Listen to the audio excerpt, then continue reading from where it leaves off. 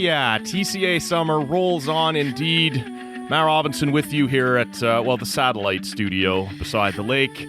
Joined by one of our favorites, a guy who has also managed to, I think this might be our first ever cottage-to-cottage podcast. Steve Bunda, what's going on, man? Yeah, awesome, because we're doing this.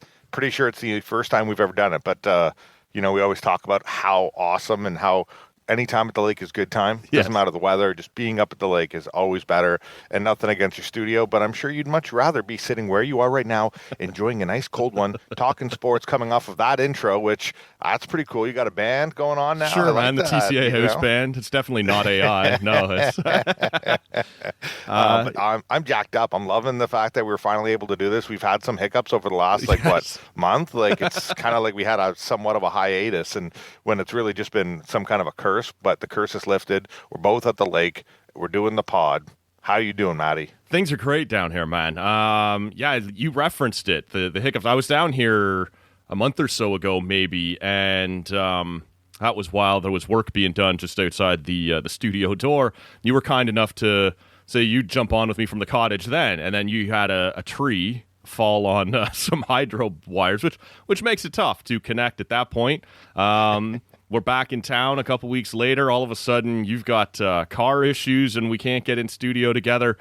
This time, we are able to connect and make it happen, man. Pretty sweet. I know you're posted up right there on your porch. Probably got a sweet little view while we're doing this. It's not bad from around here either, man. Yeah, glad we're able to make this happen. I appreciate it, buddy. Yeah, no, thank you. Finally able to get this done. I sent you a nice picture of the beer I'm about to open up, and my view of where I'm currently looking, just staring at the lake, watching the loons play, and enjoying a nice day at the lake. I was up fishing earlier this morning. It was a pretty good morning, and then, came in for some lunch, and now to do a little pod before, there's Mont Ste. Marie is not too far away from my cottage, so there's a golf course up there, looking to get out with a friend and play some golf, just enjoying a nice week off, Matty. So you know what? I'm happy we finally just broke the curse and we're able to do this bad boy. But yeah, my view is of a kind of a fire pit that needs to be burned, and a nice lake right now. What are you looking at? Yeah, sitting here, it's hot, it's sunny. Last night boated into town and had dinner at a local spot right there in Bob Cajun, so that was kind of cool. Yeah, man. Summer vibes, man. It's not bad at all, eh? No, it's awesome time. Again, I'm glad you're at the lake and getting time to enjoy that and do that, and you're with your family and hanging out. It's always fun to be able to do this kind of stuff, and I love that we're able to still do a pod. Like, it's not we don't have to be in the studio. Right. We both understand that the lake is the best. This is it, man. And now we're able to both get this done, because you have bailed me out numerous times before while I'm at the lake, but you've been stuck in the city, and we've been connecting there. Now you've been able to join the party. It's amazing what tech can do for us. You mentioned the beer there that you're having. What are you riding with? Well, I'm going to go with an homage to our pal, Steve and Joe Lloyd. There's not a lot of craft beer up in Quebec that I love, but there is a lot of old school beers up here. And I was looking for some Busch. Couldn't find any Busch, but sure enough, they had a nice 12-pack of Labatt 50. So here you go. This one's to you, Mr. Steve and Joe Lloyd. Love the long distance requests or whatever, like the old days, or the shout outs to Lloydie. Actually, it's been a minute since we've had him. He wasn't able to join us at the 10th anniversary party. He was going through a bit of a medical thing there, but I owe him one of those TCA beers, so we'll connect with him. It's funny you mentioned some of those classic beers we were talking before we fired up the recording. Just on Wednesday, we dropped an episode with Ian Mendez, one of our TCA summer sessions, and you know him, not overly experimental on the craft beer thing, so he was having a Michelob Ultra, and that led us down a road of talking about all those old beers, and we got talking about the old Molson Golden, which had a brief renaissance. In 2020, they tried to bring it back as I don't think it was ever meant to be permanently back, but hey, remember this? And so my dad and I grabbed some when we were at the cottage there one weekend, and he's like, I just remembered. This tasted like pony piss then, tastes like pony piss now. So I guess it didn't hold up all that well. Better left to the memories sometimes, man. But well, the 50 tastes good, I'll tell you that. Okay, beauty. It's a classic beer, but it's still, I can definitely crush a couple of these, no problems at all. Still tastes good, but I can usually drink just about anything. So that's what I'm crushing today. What do you have going on over there, Matty? So this one is my final. I had a few things kicking around the fridge from the Pistols Brewing Company, which was formerly known as Evergreen. They've undergone some changes there at ownership. I don't know if it was a total turnover or just, a buyout from one partner to another. I've been meaning to look into that because I keep bringing this up and talking myself down this road, and then I have no way out of it because I don't really know what happened there. But it is Evergreen, a lot of the same recipes, certainly the same location. This is called the Big Hoss, 6.0% IPA. So that's how we're gonna. That's how we're gonna. Yeah, that's right, man. Love the name. That's how we're gonna kick off a Wednesday afternoon as you and I sit here and record from the cottage, from the lake. Right, you got to have the Big Hoss. So that's what we're doing there. I love that. That goes back to my college years at Canadore College. A couple of classmates. This one guy, he was a bit of a goof, always talking whenever the professors are talking. He always was the outburst guy that would, have one-liners, try and zing things. And I just remember our teacher one time talking about, if a hypothetical question of what animal could you be if you could be any animal kind of thing. And he was like, I'd love to be a horse because they have huge hosses. And that was the thing. So we always used to joke around and call him Big Hoss, just because he was such a clown. And it just goes back to, just inside joke. So I love the name of the beer big time. I love that. Big Hoss. Let's go, Matty. It's nice and citrusy. Not too overpowering at 6%. Like it's kind of where you want an IPA, right? So pretty nice. I mentioned the TCA summer sessions and that Ian was in here on Wednesday. A week before that, a guy you helped hook up the interview with, Matt Scooby, did his TCA debut, frankly, on his way out of town. We were calling it his Ottawa exit interview. And your name came up in that a little bit as we talked about a bet that he says was your fault, was never paid off. A fantasy football bet where I guess the winner, if it was you who had won, he was going to have to wear Halloween clothes, and if he had won, you would have had to wear Christmas clothes. And I guess you won, but he said it was on you. You were supposed to bring the Halloween clothes. It wasn't supposed to be ever up to him. So we've talked about that a little bit on the last one. I should also mention before I hand you back the mic here, if you want to respond to that. But coming up, we'll keep those TCA summer sessions, these deep dive interviews coming here over the next couple of weeks throughout the rest of the summer. Lisa Wallace next week will make her TCA debut. As the good listener heard on Wednesday when Mendez was here and I was teeing that up, he said, we got the good Wallace. We got the reputable Wallace. So look for that. Next week, Dean Brown every year makes an annual visit to the show midsummer. You're going to hear from our friend Joshua O'Connor and all about his new project. Lots of good stuff here coming up still over the next few weeks. And a couple I'm not quite yet ready to announce until they're actually set in stone, but things are looking good on. So stay tuned. Subscribe to Tall Can Audio. Look, Bunda, it is July 23rd as you and I sit here and have this conversation. 100 days to Halloween, if you're asking. There you go. I knew you'd know.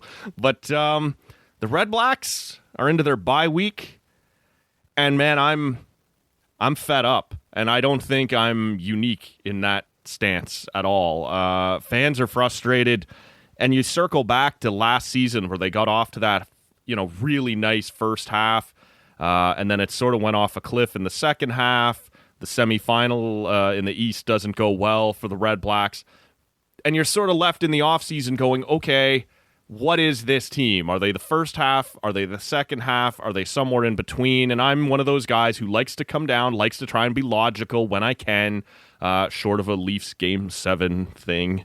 I try to be rational. And we saw them make some nice moves over the course of the offseason. Some of the pieces they brought in were really exciting.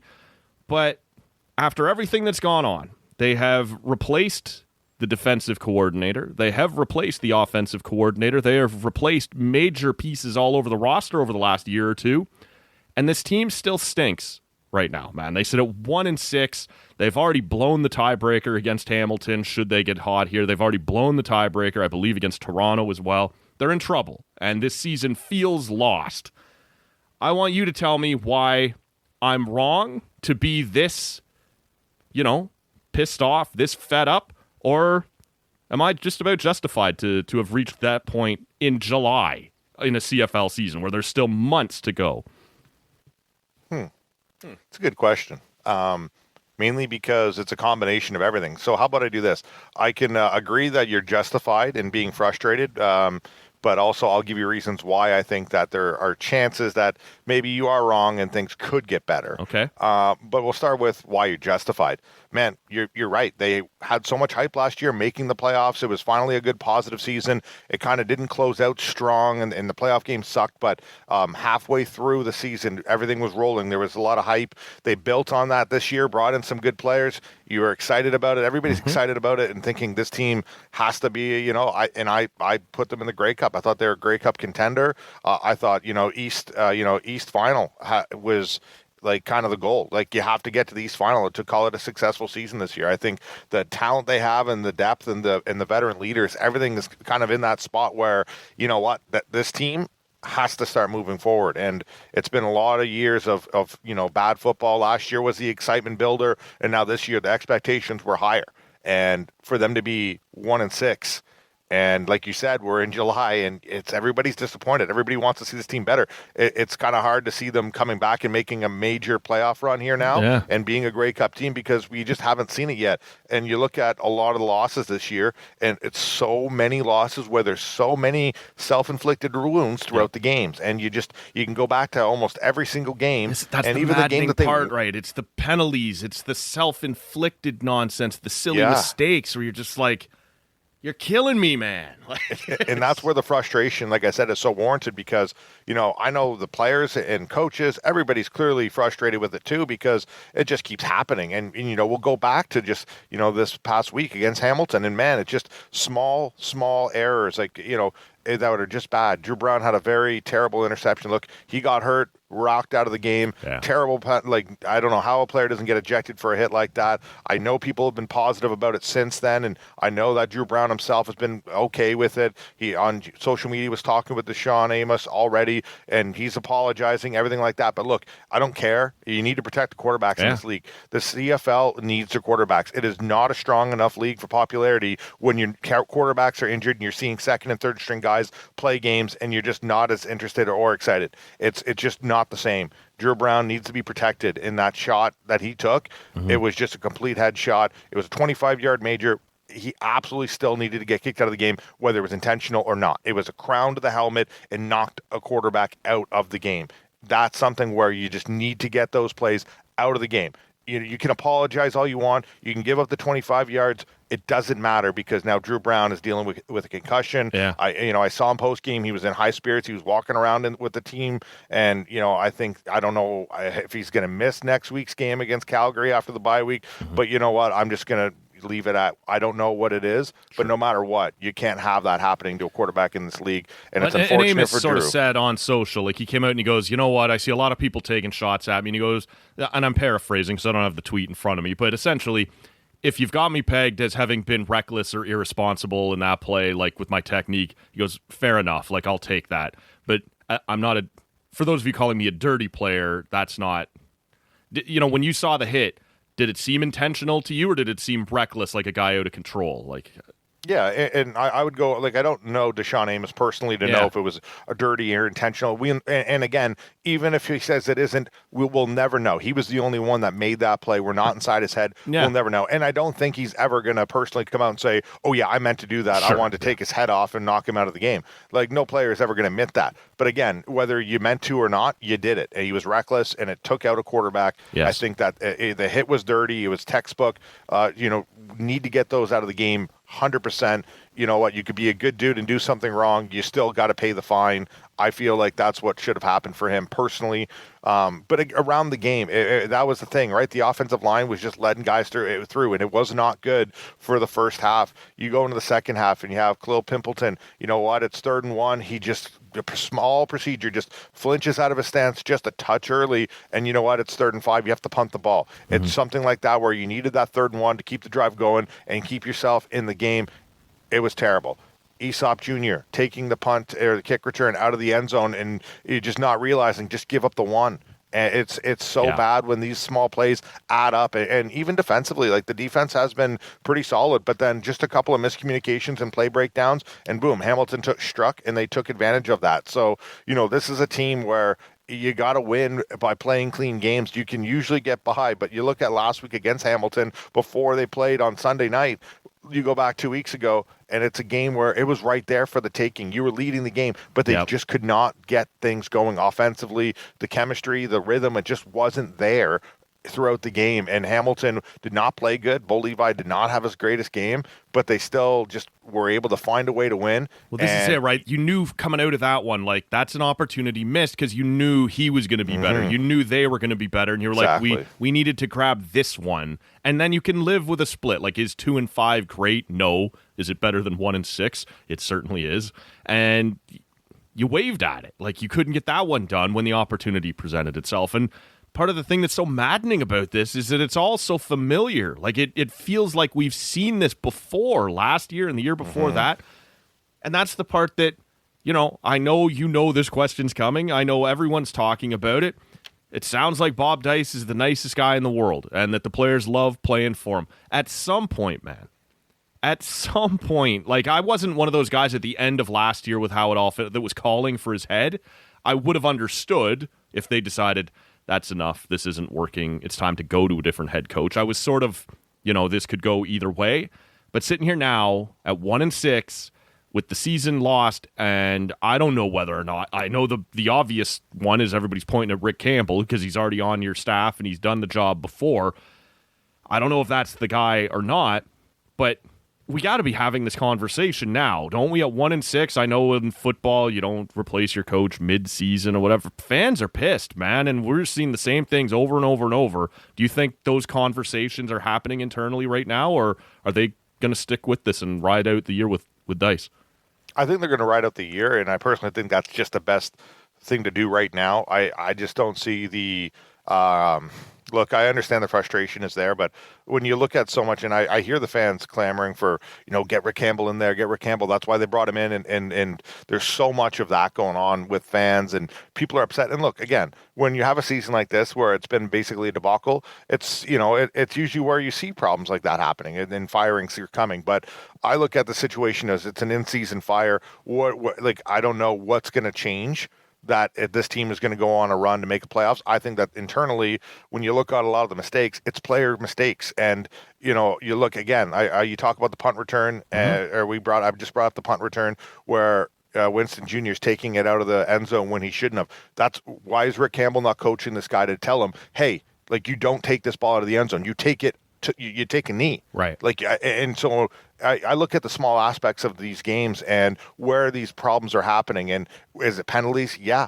Offensively, like, we saw so many of these time count violations and procedure calls and offside calls the last few weeks offensively. So, Tommy Condell, like, again, Bob Dice with the penalties. Like, there's so many. You could look at all these coaching staff and you could surely pick apart part of it. But I think the only thing that's going to get this team moving forward is them rallying together. I don't see Bob as a bad coach and none of these players want to play for him. I see small mistakes that can be fixed. And I think the coaching staff is a veteran coaching staff that has a lot of experience and a lot of guys that love being and playing for these coaches. So that means to me, it's the players that need to get this right. They owe it to themselves and they owe it to this coaching staff. If at the end of the year, things get worse or you can see players have quit on the coaching staff, I'll hear out that. But now mid-season, I just don't, and the team is 1-6. I just don't see this team going, 11-1, 10-1 down the stretch here. No. Just because you fire a coach right now. I think familiarity and kind of rallying this family but together. But the business of sports as well as anybody, Bunda. If you're pretty sure the season is lost and you're pretty sure that at the end of the year you're moving on anyway, then you throw a sacrificial lamb to the Lions at the gate, right? And say to the fans, hey, look, we're trying, we get it. It didn't work, another season lost. And look, I get that it's pretty early. It's July to be hanging the season over sign on the door. But if you want fans to keep buying tickets and you want fans to keep showing up and watching your games and whatever else, sometimes that's just the way it goes. You need to throw them a lion or throw them a lamb if you've already got somebody in house who can take over, and they have that guy. This was the conversation the moment they hired Rick Campbell. That it was good on Dice, like good. If you think this is the best guy to help your staff, good on you for being comfortable enough to bring him in. But you have just brought in your potential replacement if things don't go well, and things have not gone well. And I think that's where, like, again, I understand people being upset and frustrated and want this coaching staff to be cleaned out. They want Rick Campbell to be head coach, whatever it is. I look at this situation and this team, and I think that I would leave everything the way it is. I could see a sense of, look, injuries have been tough, and every team gets injured. But Drew Brown was on the field for 15 minutes for a home game this year. Yeah, like he's been beat up. It's been tough. The hip injury has been tough. Like when your number one quarterback has been injured for most of this year and then knocked out of a game. He barely played a quarter and a bit so far this season at home. And look, he didn't play great in Hamilton. Edmonton was his first game back, and I thought, okay, interesting. I don't know how healthy his hip is, but it's a tough injury. You can't tell me a hip injury in tackle football is just miraculously going to be feeling so much better. Right. A couple of weeks later, I don't know the extent of it. I don't know. I'm obviously speculating, and my personal views on this are that I just think that Drew Brown has been playing, as well as he can with what he's dealing with. And I think I look at it and, things could be changed, things could be different, but right now I leave everything together. And I think the reason why, and this is where I'm going to, bring up some optimism, but look, do it. Yeah. This is a team that does have, they do have so many veteran leaders that can turn this team around. And, there's still some injuries that they're dealing with right now, whether it's the center position, receivers are coming back, or, at the safety position. But look, there's a lot of play. Give me that party starter. Let's go. Yeah, and last week he had a great game, right? Big pick off of Bo Levi, but it wasn't as, a guy like him, Joe Von Santos Knox, these are two guys, but you can go all across the defensive line, and Lorenzo Malden, Cleon Lang, Mike Wakefield, Bryce Carter. These are veteran players that have played together for so long. They're all leaders, and they're guys that, it takes one game of one of them stepping up. Like Lorenzo Malden not having a sack so far this season. It's been very tough for this Red Blacks defense when, he's a guy that's known for being like a leader in the league. Like he's a guy that does that. Offensively, they have receivers that are all veteran receivers. You look at guys like, Justin Hardy, right? Eugenio Lewis, Braylon Addison, who's been injured. He's hopeful to come back after this bye week. There's guys that are there, and, running back wise, Will Stanback. It's been very unfortunate they've dealt with so many injuries. They brought him in as an excited free agent running back, but yet he's had to be a designated American because the ratio hasn't been good enough because they've dealt with so many injuries to start this year. So, I'm sure they're paying him to be a starting running back in this league and not only be limited to 25 snaps. It's tough. So I look at this team and I think, we saw last year, Tommy Condell's offense can be electric and exciting. We've seen this defense. Will Fields has been a great defensive coordinator. Rick Campbell, we know, is a good coach in this league, special teams or not. And Bob Dice, the players want to play for this guy. So what I can say is that, look, I know it's frustrating and it's tough, and I'm not here to sell tickets to fans at all. But my thing is, if there is a team that can get out of this, it's going to be the Red Blacks. They're not a team that's just young with not a lot of experience around them. This is a team that has veteran players, some character players, some veteran and experienced coaches. This is up to them to get them out of this hole right now. And if I'm OSEG or if I'm anybody, I'm keeping this together. That's me personally. Mm-hmm. I've had a lot of time to think about this because it's been very unfortunate. We went out to Kraft after the game, myself and AJ Jakubek and Graham Creech, and man, we sat there for just probably 2-3 hours where solving we were just all the world's problems.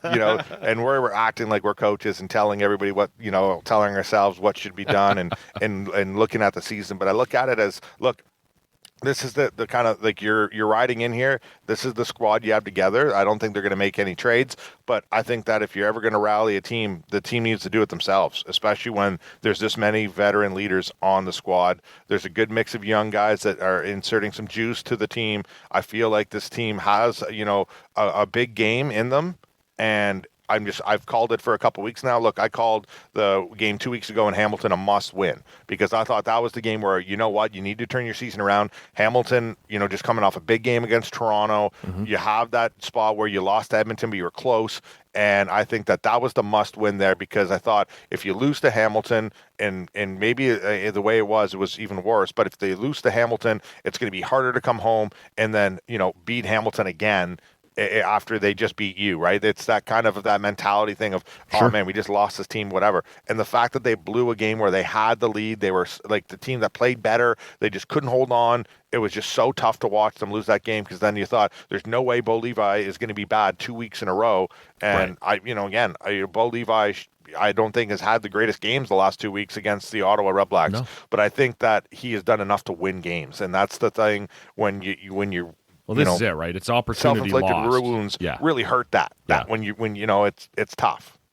So, as we look around and kind of zoom out a little bit, based on what you've seen thus far in the East, I think everybody came in assuming that, again, this year Montreal would be the class of the division, and that appears to be the way this is going to shake out.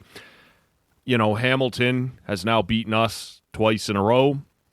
Toronto is about to get Chad Kelly back. Say what you want about him as a guy. He's obviously a very good quarterback. Looking around and I can get on board if you believe still that this team here in Ottawa is going to be better and has better days ahead of it.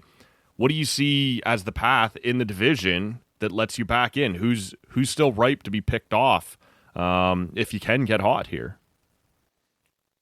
Yeah, it's tough because I look at Toronto and I look at them as the team. I don't think they're that great. Alexander's injured for 6 games now in Montreal. I think that's a team you could try and hope for, but I also look at Hamilton as a team where, it's tough. They've won back-to-back games against Ottawa. So the biggest thing is Ottawa's not won against the East at all this year. Right. So, they're playing way from behind here. And that's where, like I said, I have a hard time believing, but I think if you're going to be able to do it, you have to catch Toronto, no doubt. And that's the big one. I think Toronto is big time the team that you can target, but also Montreal is right there. They have a great team around them, but with Davis Alexander out and injured right now, I think that you got to hope for them to kind of squander a few games, or you're going to have to kind of wait till the end of the year. I think Hamilton is probably right there with Montreal, and I think they take the number 1 seed because Bo Levi is playing at a good level right now. Again, couple bad weeks against Ottawa, but I look at it as if you're Ottawa, you got to target at Montreal or Toronto for sure right now. As you and I sit here and have this conversation, football is just firing up south of the border. Camps are underway. I think we can't be more than 2-3 weeks away from the Hall of Fame game. Football in the NFL is just around the corner. I know you are a Tampa Bay guy, but is there any, throughout camp, is there any big stories that you'll be watching as somebody reports, or does so-and-so mesh, maybe a new coaching staff, a new player, a free agent, just a team that, I don't know that there is any sport where the preseason means less than the NFL, but, it's always fun to watch. It's always fun to speculate and see what things are going to look like. As camps open up down there, is there a story or two you're looking at? I just love watching draft classes, rookies. Obviously, I'm very much into the Bucks because that's our team. That's the team of the podcast, I believe, right? The Tampa Bay Buccaneers. Sure. Why not? Yeah, why not? Now that Tom's out of the picture. Yeah, well, Tom was the man. That was a no-go for me. That was a red button. So. But no, I look at the NFL as I just love getting hyped up for the season. Again, I'm looking at draft classes and rookies. I'm also looking around to see, NFL storylines. I already see that, I want to see what's going on with the New York Giants, what's happening with, their starting quarterback situation, because they have Russell Wilson. Then they also have Jameis Winston, and then they drafted Jackson Dart. You want to see what Aaron Rodgers is really going to do in Pittsburgh. This is the one that has my attention. How's that going to work? Because that guy tried to, and successfully did, run the show when he was with the Jets. And it didn't go well. But he was bringing in his guys, and it was the Aaron Rodgers show. In Pittsburgh, what have they had, 4 coaches in the last 50 years or something stupid like that? This is Mike Tomlin's show. And I wonder how those guys are going to mesh. Can they coexist together? I'm not certain we get to week 1 before flare-up number 1 between Aaron Rodgers and the Steelers. That's the one that's got my attention. Yeah, and I don't know what it's going to be and how it's going to work out, but I just have a hard time seeing him fitting with that team. Yeah. I look at the Steelers, and they've always been that organization that just wins. Yeah, even when they're not great, they're never terrible, and they're always a team, right? They're always a unit, and there's a culture there. There's the Steeler way. I'm not sure it's going to be the Aaron Rodgers way. Yeah, and it's interesting because Rodgers is there, but I know that they drafted Will Howard out of Ohio State, so there was expectations of, what he wants to do. Mason Rudolph is still there, but I look at it as Rodgers and Mike Tomlin. Those are two guys that are outspoken, and, how are they going to gel? We already saw Aaron Rodgers in his time in New York, and I look back at this whole thing for him, and I feel like he really realizes he made a mistake by wanting out of Green Bay so badly, because how good that organization treated him and how well he was liked in Green Bay, versus now that he's been out in the public and he's been, I know he's dealt with injuries and he hasn't been, he still put up some decent numbers last year for the Jets, but, he had a bad injury obviously in the first year. But when I look at him, I look at the situation of, look, now you're in a new team where your head coach is well known, and he is a great head coach. Everybody talks about him. But I look at the Steelers in general, and a team that's look, they traded out a receiver that I thought was looking real good, and then they bring in DK Metcalf. Then they bring in another guy that I was like, okay, this is another interesting, but Jalen Ramsey. Sure. He's going to be a guy that I was like, okay, so they're bringing in a lot of personalities and me guys that I'm thinking, okay, George Pickens was a, young up-and-coming receiver that people said, maybe a bit of a diva, talks too much and, whatever. But then you go out, you bring in DK Metcalf, who I don't want to say he's had a negative impact, but, he's a guy, too, very outspoken and whatnot. Jalen Ramsey, again, it's just different kind of players that I'm not sure how it's all going to mix together. Maybe it all kind of does. Yeah. But you need to kind of have that nasty This is a bit of a Steelers test for Tomlin, game. Right? This will be can he hold that Steeler culture together with some big personalities coming in? Even if he does, I still don't think this is a great team, but it shouldn't be a bad team. It's just a question of, can they coexist? Looking around the league, anybody else that you've got an eye on, or any other stories that we haven't gotten to there? Those are the main ones I'm looking at, just because I focus so much on the Bucks in preseason and training camp and the draft classes and whatnot, and how things are going. And I just, for me, I wait to see the storylines emerge themselves rather than get obsessed with this hype. But the Rodgers story in Pittsburgh is definitely the biggest thing I want to see, because I have a hard time believing they're going to be a playoff team this year, and that's going to be a big surprise. And, if they can, that means that things really worked out really well. So I think that's obviously the team to watch. Yep. The Kansas City Chiefs, seeing them, are they going to be a team? Look, Travis Kelce's back. He kind of admitted last year maybe wasn't as focused and things weren't as well. They were on their Super Bowl kind of parade over all of last year, but losing in the Super Bowl to Philadelphia, that's a big one that I'm curious to see. Where's Philadelphia at? How do they start out this year? Kansas City, Patrick Mahomes, what's going on there? There's a lot I'm kind of excited to watch, but I just love football in general. And, even in Cleveland, right, you have to see what's going to happen at quarterback there, because they've got 13 quarterbacks that they could play. But, when you draft Shadur Sanders, who probably was a first round draft pick kind of expectations wise, and a lot of coaches and players thought so, but then he went rather late after Dylan Gabriel was already picked by the Cleveland Browns. So they took out a quarterback from Oregon, and then they're out there taking another quarterback from Colorado. Do you think that was the league sending him a message? Was that your takeaway? Probably, and it's something because he was. I think a lot of people were surprised at how late he went. Sanders, yeah, and I think it's fair because people said his interviewing was terrible and that he wasn't great. He's always kind of been a guy that's, maybe on a bit of a high horse. But look, there's a lot of quarterbacks there. They have Joe Flacco, they have Kenny Pickett, Dylan Gabriel, Shadur Sanders. There's a lot there. Who Joe wins that Flacco, job? Still hanging around. Good for you, man. I know, and it's so funny to see because he just kind of wins. And he's I could have said about 3 years ago, I don't think he has the same arm as he used to, which he definitely doesn't. But when I look at that, that's just an interesting quarterback room, kind of just like the Giants, right? There's so many teams that have these interesting quarterback rooms right now that I'm just okay, how is this going to play out? But Cleveland, again, Joe Flacco is probably going to start week 1, but does Shadur Sanders have an amazing camp? Does Dylan Gabriel show hey, he was drafted before Shedeur Sanders, but does he show why? Like, if Shedeur was really drafted like late because the team wanted to send him a message, well, why did Cleveland take 2 quarterbacks then? Why wouldn't they just take him earlier on, right? I look at so many things in that situation. It's also the Cleveland Browns. Like, what are they doing? Yeah. It's just such a weird situation.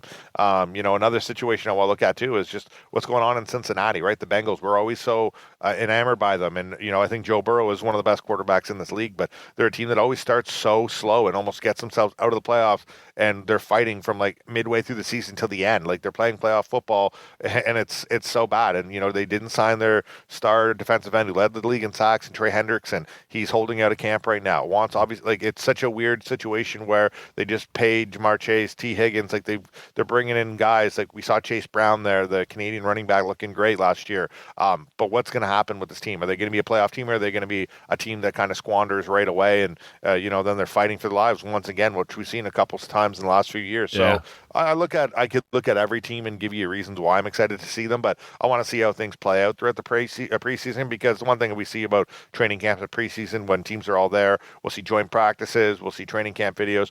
Injuries happen, though, across the league, and it's who gets injured, the impact on that team, the impact on the division. Surprise teams, I always love looking at surprise teams. I think, there's a lot of teams that are out there that could be very surprising this year, whether it's the Denver Broncos. I think the Carolina Panthers can have a decent year. I think the Bucks don't. They're probably going to be the best, obviously, because that's the team of the podcast. Yeah. But, I look at a lot of these teams where, the AFC and Harbaugh and, Justin Herbert, like, is that a team that can finally win a big game, right? They seem to always lose. The Bills, like, what's going on in Buffalo, right? Like, is Josh Allen going to finally get it done? Like, there's so much that I look at and I'm excited about.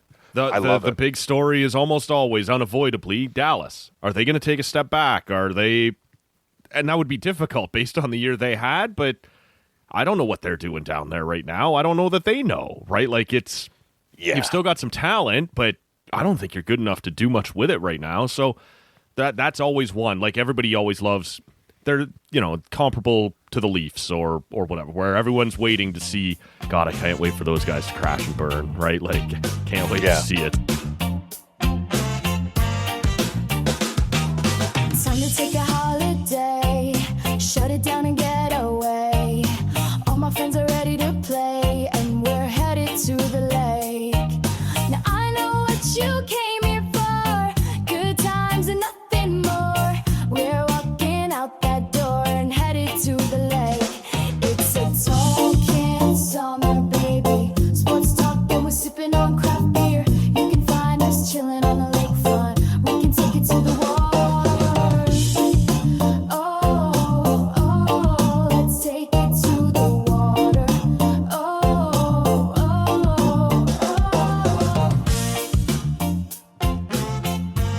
I obviously can't have you on the show without talking some fights here. We got to do that. But you and I are in a slightly different situation right now. You're about to go play some golf, so I know you got to keep things on the rails. I have no such commitments, so I'm going to have another beer. This one comes from the Brock Street Brewing Company down in Whitby. This is their milk chocolate stout, because, Bunda, I know you know this about me. Every season is stout season. There is no stout season. You can have a stout any time you want. So 5.5% here. We'll have a little stout. Look, there's a few different things. Since it's been a while since we've been able to have you on the show here, thanks to the curse.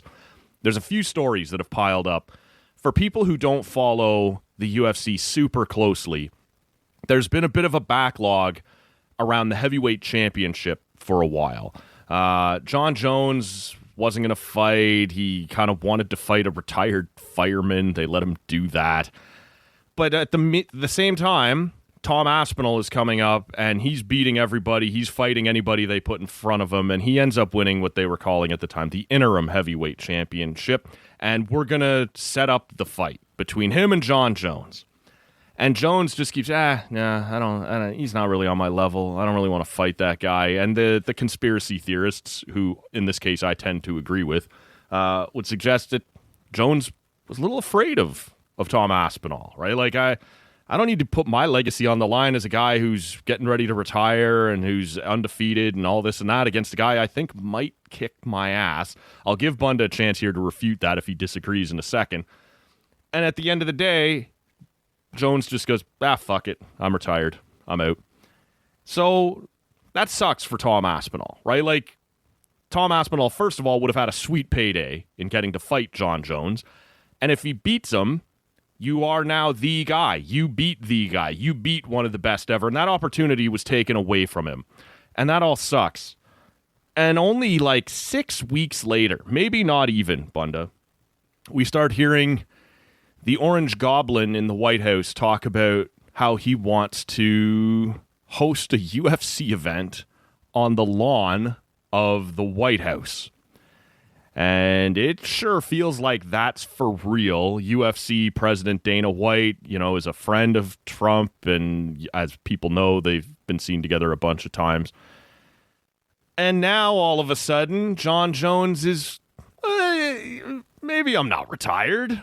I laughed when he said, I'm back in the testing pool. I'm like, bitch, you've only been out of it for like 3 weeks in theory. Like, if you were sure you were still going to fight, a heavyweight at some point. Where are you at this point? Because we've also now seen Conor McGregor, one of your favorites, say he would also be honored to fight at the White House. Where are you at on the White House UFC event? What it means for some of these big names who suddenly want back in? Whether or not either one of them is for real or whether it's keeping their name in the news, which they both are desperate to do. The whole situation there. Do you have any interest in seeing an event at the White House and these big names, but who haven't done shit in the sport for several years now, be involved in it? Yeah, it's interesting in general to hear that. And I can't help but think back to when Dana White was like, we're going to get a fucking island and we're going to put fights on the island and we're going to have fights on the beach and whatever. This and was during COVID, yeah, when you couldn't have sporting events anywhere. He's like, we're going to build a fight island. And it ended up being in Abu Dhabi. But, like, did you not picture? I was picturing, like Looney Tunes, like where the island would be like the exact same size as the octagon, and maybe there'd be sharks swimming around the outside of it, like one bridge that you walk down to get to it. That would have been sweet. I'd have watched that.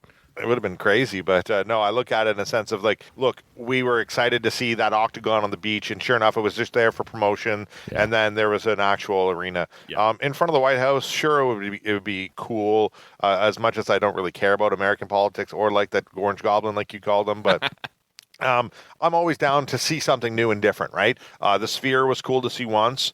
I think they're going to be trying to go back maybe, but I don't know when. Probably not for a couple of years, Dana was saying. But I look at it as a cool, unique spot to fight. Now, I'm not surprised everybody wants to fight there, but I don't really care to see Jon Jones. But again, Dana knows if I'm going to be doing that, I'm probably going to put him in there if he really wants to fight. But you're right. I think Jon Jones showed he was afraid to fight Tom Aspinall. He can say all he wants to. I'm not afraid. I don't want to fight a guy, a lesser guy, whatever it is. Making up excuses is all BS to me. Like, it's all, you know what? He was the most rightful opponent you had, and you elected to fight somebody that hasn't won since 2020 last year. Like you said, a retired, basically, firefighter. Like, it's unfortunate that Stipe, was really well past his prime, because I'm thinking a couple of years ago, whether it be 10, that would have been an amazing fight. Sure. And I look at it and you can't blame Stipe. One last payday. When you fight Jon Jones, it's big money. Like, big time. I don't blame him, but that was not a fight anybody needed to see. Yes. Like, he wanted a retirement fight. Yeah. And his way of doing it was exactly that. Like, I'll fight Jon Jones and I'll be out. Yeah. But for me, Jon Jones, he's getting in trouble in the law all the time. He's, whether it's PEDs, drug tests, hit and runs, like, he's just always been someone that just bothers me, because he is easily one of the best fighters we've ever seen and we're ever probably going to see. Yeah. He is so good. He is so dominant. And I think that we've seen a few fights where it's been close, but he's probably the GOAT. It's unfortunate to not like a guy and do that, but he deserves the respect of how he's fought and in the octagon. But I don't really care if he's on this White House card. That card is going to be watched by everybody regardless, because it's going to be a big deal. It's going to be another big spectacle, right? So for me, I'm embarrassed, man. I'm embarrassed about it. Like, when you talk about cool places to have events, I remember when we talked about the Sens getting the Centennial Classic. No, what was it called? It was the Outdoor Classic. Yeah, but it was the NHL 100. Like, they gave it a different name. And I remember there was all this talk that it would be played on Parliament Hill. I was like, that would be sweet. Like, the Peace Tower in the background, like the TV shots. You could remember last year at the Olympics, they played the volleyball at the foot of the Eiffel Tower, the beach volleyball. That was incredible. It was a great backdrop. They did an outdoor NHL game during the COVID season where they couldn't have crowds anyway at Lake Tahoe. And that was incredible. So I get the idea. I get the appeal.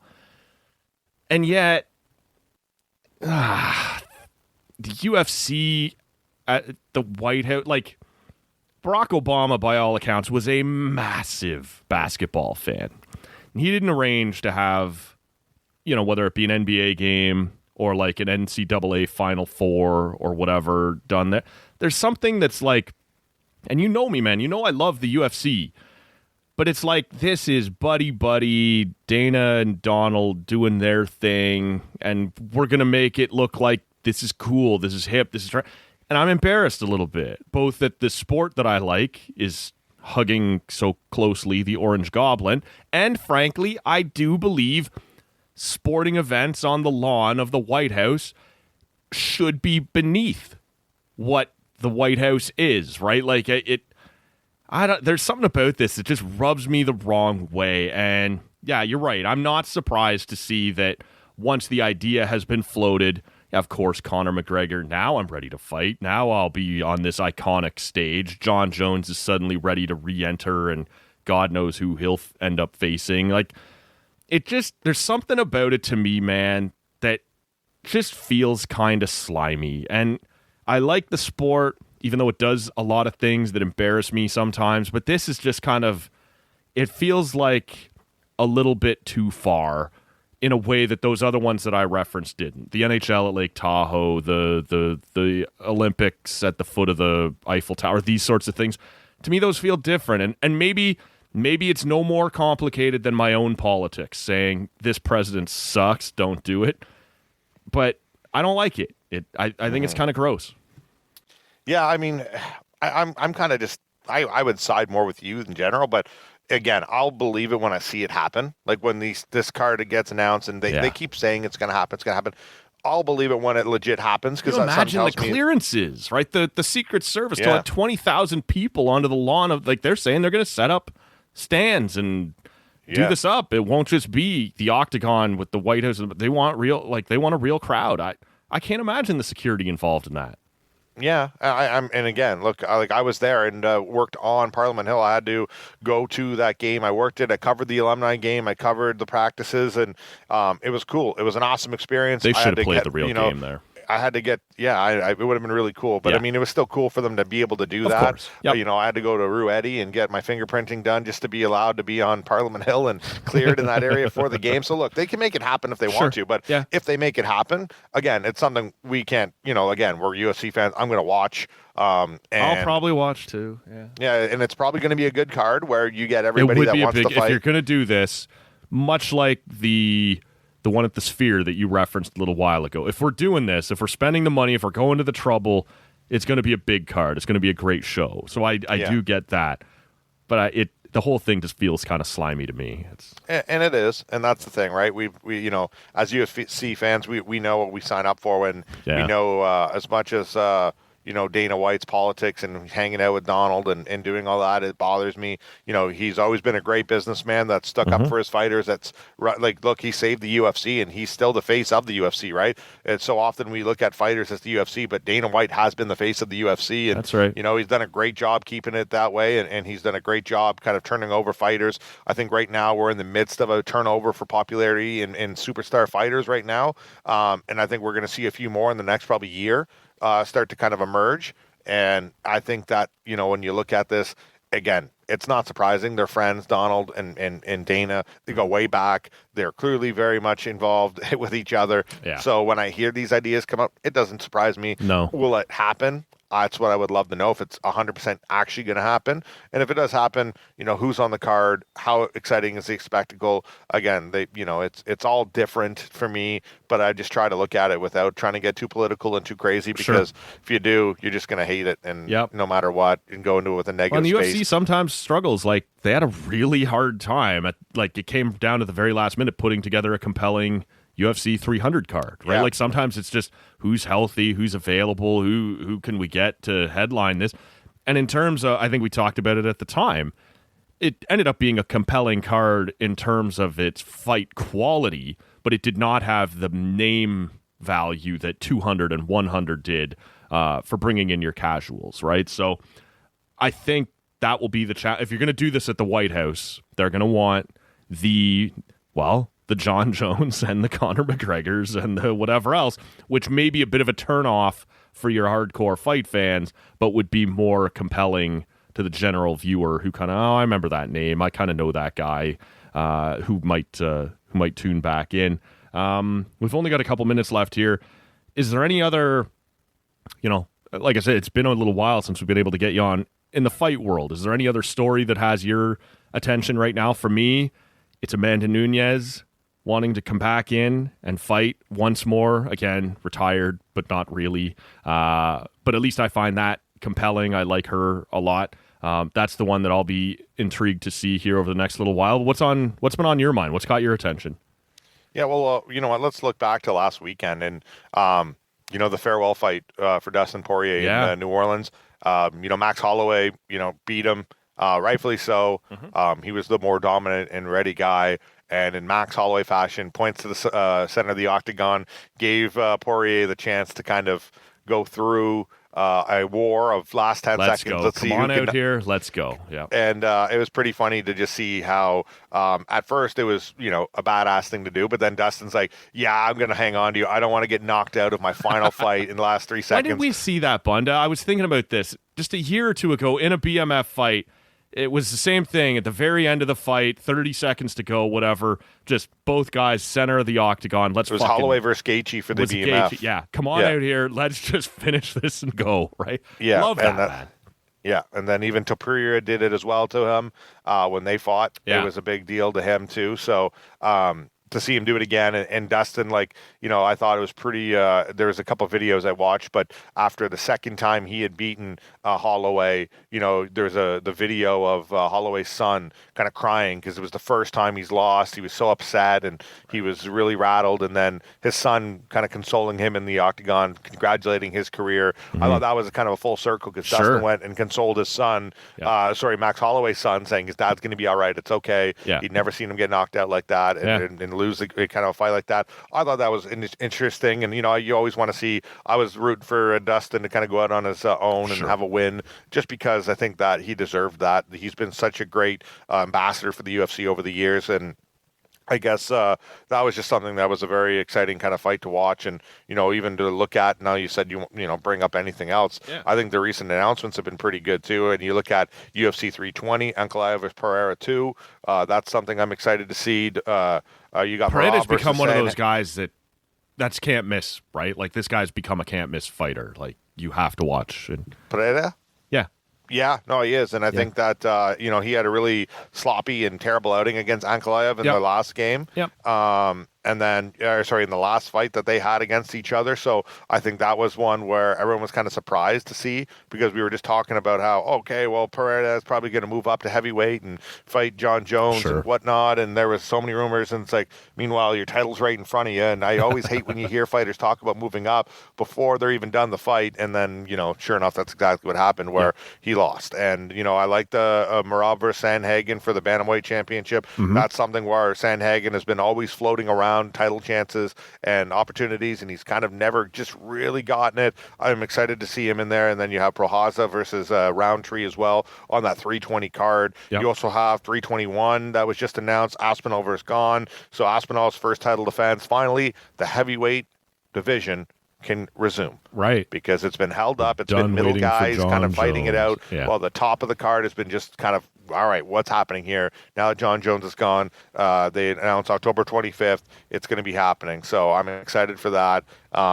And on top of that, I'm happy to see Khamzat Chimaev. He's getting a title shot. I think that's something where, this is when we're talking about fighters and superstars, and the UFC has so many potential. Well, Khamzat Chimaev kind of ruined it for, not making weight a few years ago, and he's kind of been punished for it, but now he's getting his opportunity. Yeah, he made it hard for them to trust him, right? To put him in the marquee and whatever else. And he's had to work his way back up. It does seem like they're prepared to go with him again, and he's earned that. Yeah.